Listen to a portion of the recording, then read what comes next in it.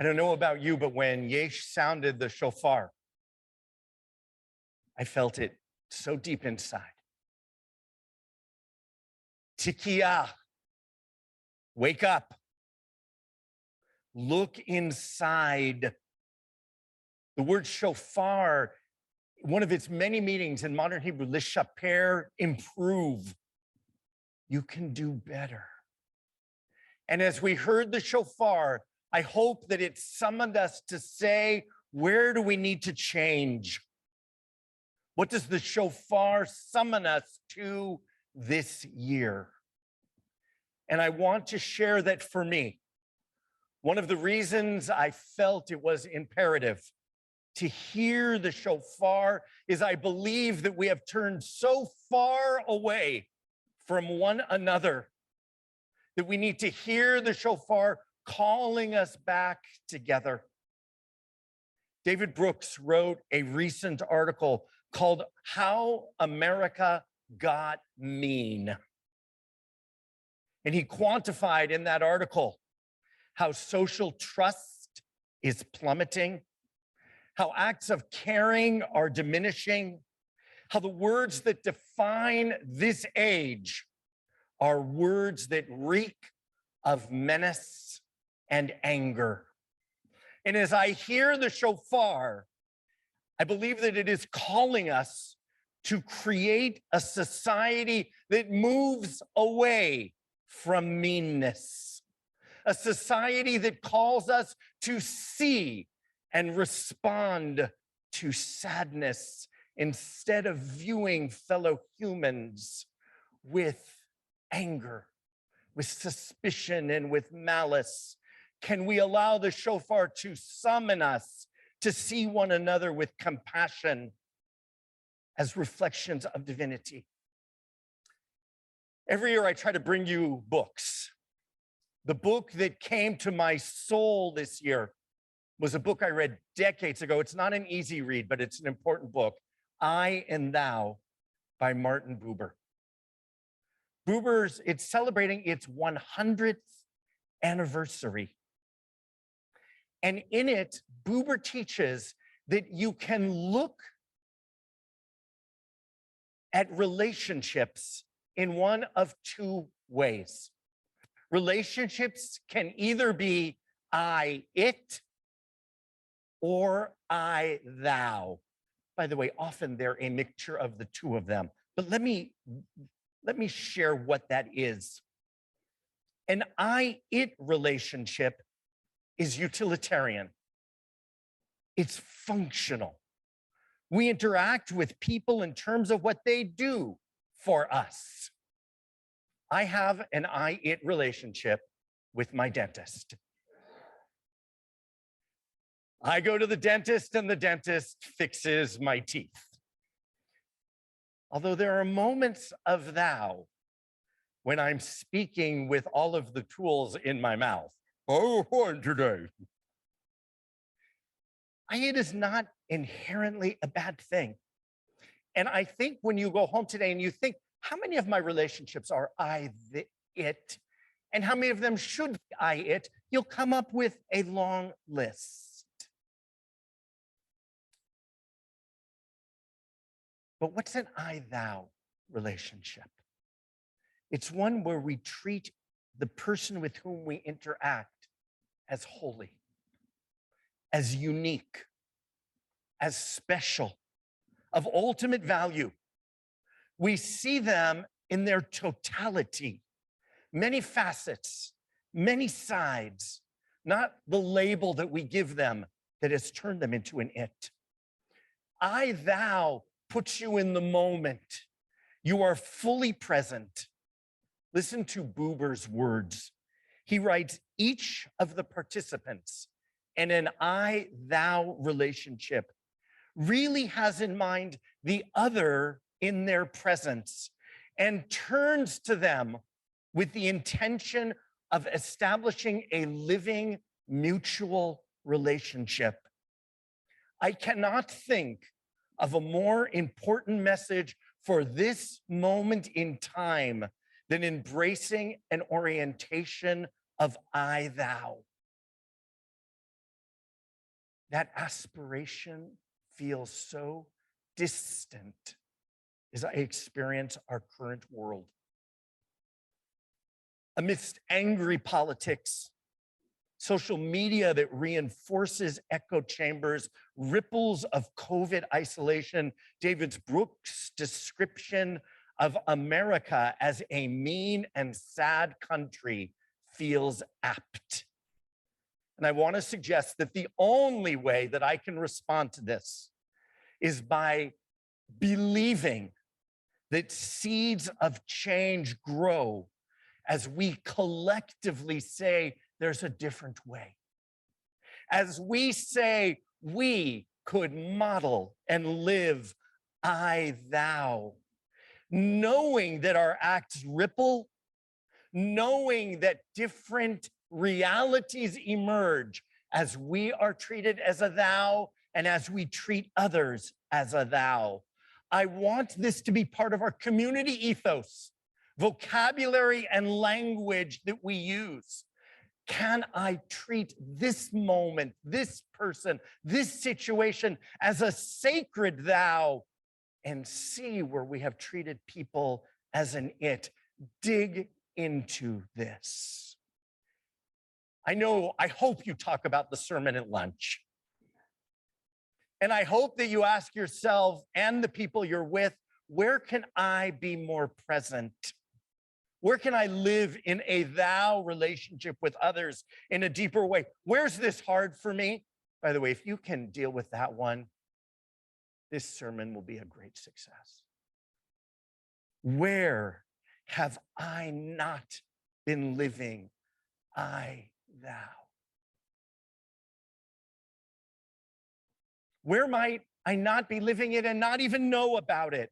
Those are the questions I want you to think about. Begin with how you listen. Ask yourself how you listen. For me, I'm learning to silence the continuously streaming inner dialogue that distracts from genuinely hearing what another is saying. Don't interrupt. Listen and be attentive to the nonverbal. Be present. Ask questions. Embrace curiosity. Hold each other with respect. Let's let 5784 be a year where we individually and collectively take steps on the road to I, thou. Let's listen better. Let's open our hearts and see the pain of the person who may be putting on a face and a facade that all is well, or who we may overlook despite the fact that we know something's going on. The shofar through the lens of I, thou calls upon us to respond to the pain and anguish in the world and picture a different reality. When you see someone as a thou, it is the beginning of healing. This past May, Dr. Vivek Murthy, the Surgeon General, who wrote a powerful book about how lonely we are in America, wrote a follow-up article. He writes, our epidemic of loneliness and isolation has been an unprecedented, unappreciated public health crisis that has harmed individual and societal health. Our relationships are a source of healing. When somebody holds you as a thou, that pain lifts a little bit. And when so many people are suffering from loneliness and isolation, then we know that that which is hidden in our midst must be seen.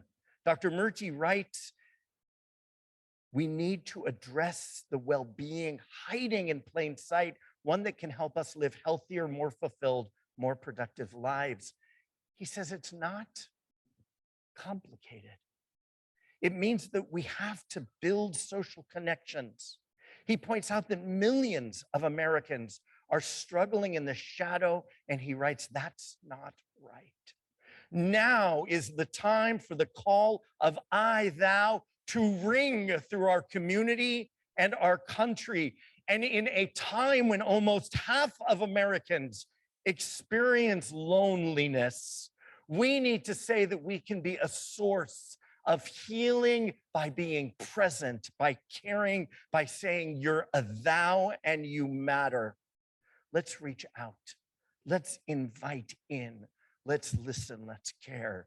Hear the sound of the shofar. Tikiah says, look at those places where you have disconnect with fellow humans. Buber wrote this 100 years ago.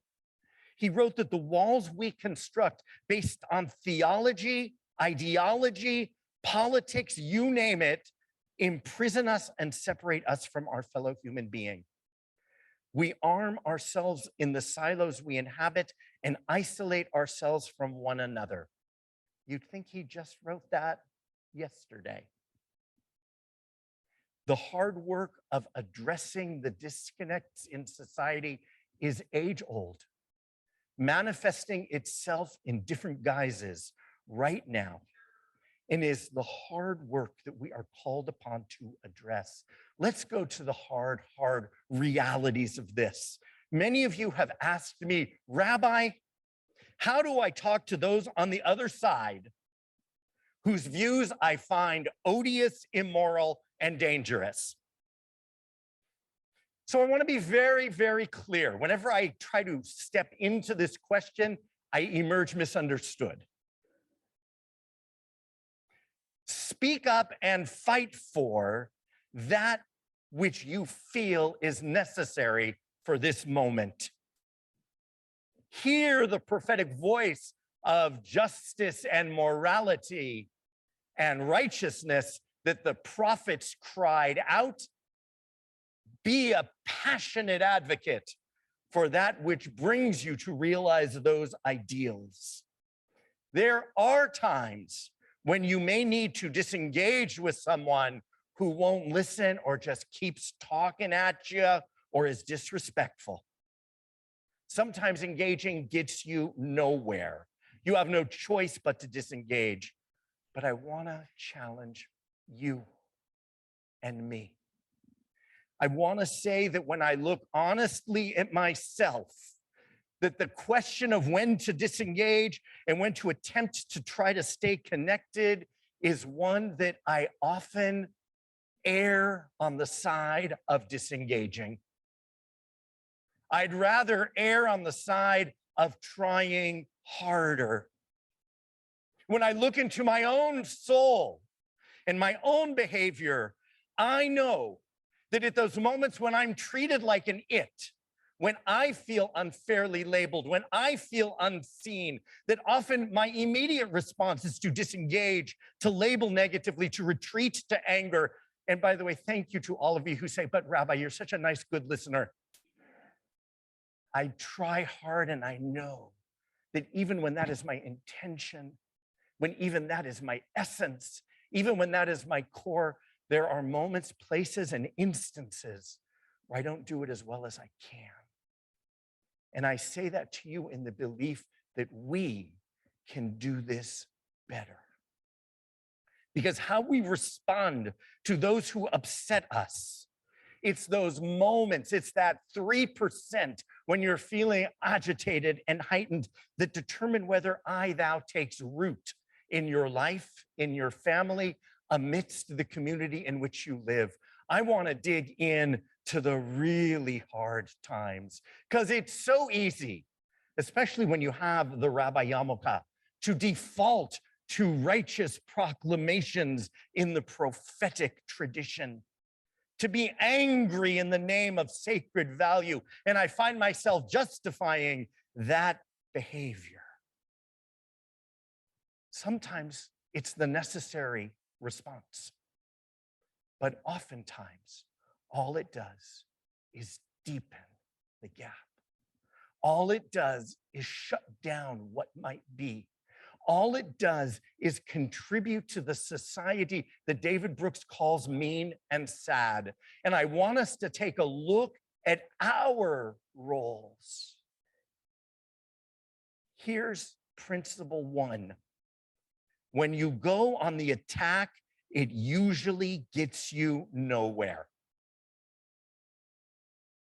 Organizational psychologist Adam Grant teaches that study after study show that preaching and prosecuting backfire. They don't sway people. And in fact, it actually strengthens their belief. Disconnect deepens, anger grows. Certainly I, thou disappears. What is it that sways people? When they feel respected and heard, being treated as a thou. Once people feel listened to you, you can plant seeds of different ideas and mindsets. You might discover potential connections or a holy spot of disagreement that leads to new understanding of your own position. And I have to tell you, I preach this knowing that it is a hard thing to do. It's the hard work our community has chosen to take on.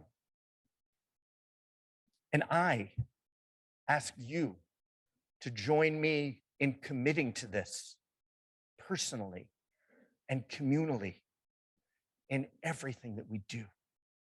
I learned a profound message about dealing with someone with whom you have deep disagreement from Irshad Manji, who came to teach us this year. This book I wholeheartedly recommend and is a good read. Don't label me. It's Irshad's book. And when she came to speak to us, she shared a deeply personal story that in 2003, she wrote a book called The Trouble with Islam as a devoted Muslim calling for reform. She lifted up the treatment of women, anti-Semitism, literalistic readings of the Quran, the lost traditions of critical thinking as a way to challenge her community to change and reform. And what happened when she published that book? Many in her community got angry at her. They felt it was too harsh in its criticisms. And what did that cause her to do? It caused her to say, the fight is on. She shared how she reacted in anger to the criticism from her detractors and with defiance. She caught herself turning discussions with detractors into debates that would show them how wrong they are. And eventually she realized that defensiveness made her more dogmatic than she ever meant to be. She realized that the trouble was not with Islam. The trouble was with Irshad. And when she shared that story, boy, did that strike me in the gut.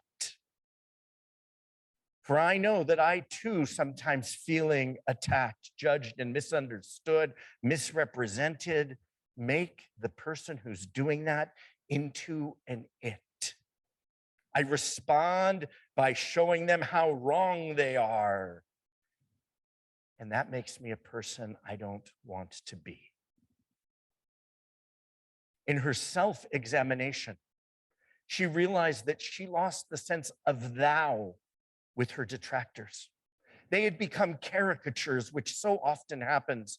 She realized she wasn't changing minds, she was only hardening hearts in sharing how right she was. And she realized that this wasn't about her values. It was how she expressed them. This is the nuance that people miss in these sermons. Listen to her word. I can stand my ground and create common ground. I, thou is the ability to feel and express our integrity. And boy, do I have passionate opinions, thoughts, things that stem from my heart and soul about all that is going on in the world. Hold on to that. Stand your ground and express it in a way that continues to respect that person who does not hold the same belief. She regrounded herself in I, thou, listening with curiosity, asking questions, seeking to understand. And what happened next is amazing. She was scheduled to debate a Muslim scholar about her book on a television show. does Islam need reform? And she determined, rather than to go into this as a debate, which it was billed as, she was going to walk into this as a discussion where she listened, where she questioned, where she sought to understand, where she responded with respect. And after this program, as it was airing, a group of imams came to her sharing how much they agreed with everything she said. What changed? Where have you been these years when I've been under attack? And they said, you changed. They responded that when they saw her interacting with such respect, when they saw how she had changed her tone from attack to listening, they were able to reassess who she was to them. It opened doors. They asked her to mentor them in bringing the message of religious reform in Islam to their congregations. She couldn't have predicted it. Here's what she said to us: not in a million years. But when you treat someone as a thou, it has the potential to change everything. It opens doors, and it's what I believe is desperately needed right now in this community, in our country, and in the world. Hear the tikiyah calling upon us to turn toward each other. The tikiyah is a call of noble discontent, a call to right the wrongs in the world. Researching this sermon, I found an amazing story that the Reverend Martin Luther King Jr. quoted from Buber's I and Thou in his 1963 letter from a Birmingham jail. He shared how segregation substitutes an I-it relationship for an I-thou relationship and ends up relegating a person to the status of a thing. Let I-thou animate and motivate our politics so that we see those who may be treated as its and think about what it means to treat them as thous. To see those who Dr. King said have been mistreated, discriminated against, and persecuted, and let our belief that everyone is a sacred thou drive us to the change that is necessary. By the way, this is a difficult reality. There's a spectrum. I'm moving towards I, thou in different areas. There was a video that went viral in Israel this past month that illustrates this point. The video was called Ani lo soneh otcha. I don't hate you. And it's about how much people actually do hate each other, even as they're saying, I don't hate you. There are two men sitting at a table, possibly co-workers, and they both say, I don't hate you, ani lo soneh otcha. And then there's a litany of them saying all of the reasons why that other person and their thoughts and their ideology and their belief are terrible. I don't hate you, but... And by the way, the beauty of a good video is sometimes you just don't know. Are they saying it aloud? Are they saying it to themselves? It's unclear. And it captures how deep the divisions are in terms of what's going on in Israel, how we've turned one another into caricatures.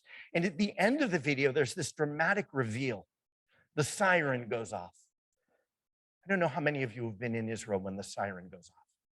The siren goes off for Yom HaZikaron, Israel Memorial Day. Everyone stops and stands to honor the fallen soldiers.